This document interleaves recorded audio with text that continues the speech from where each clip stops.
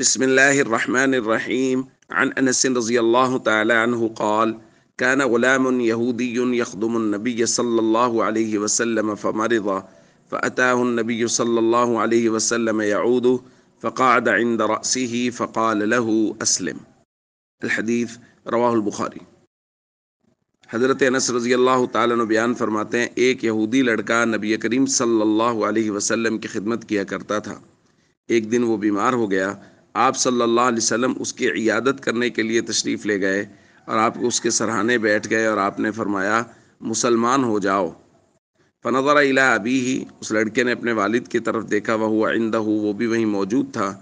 فقال لہ، تو اس نے اس لڑکے سے کہا اطیع ابا القاسم صلی اللہ علیہ وسلم، نبی کریم صلی اللہ علیہ وسلم کی بات مان لو۔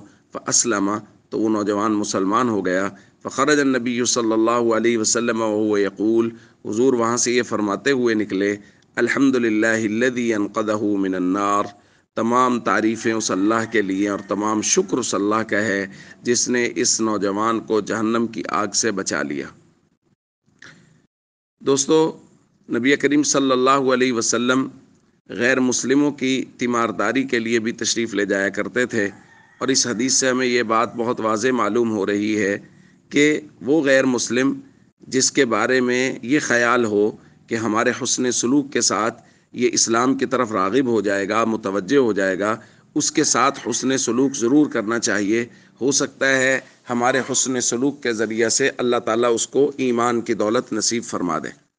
بس یہاں صرف ایک ہی بات ضروری ہے اور وہ سمجھنے والی ہے کہ وہ شخص جو گستاخ ہو، وہ غیر مسلم جو گستاخ ہے اللہ کا، اس کے رسول کا، صحابہ و اہل بیت کا، اس کے ساتھ قطعاً حسن سلوک نہیں کیا جا سکتا۔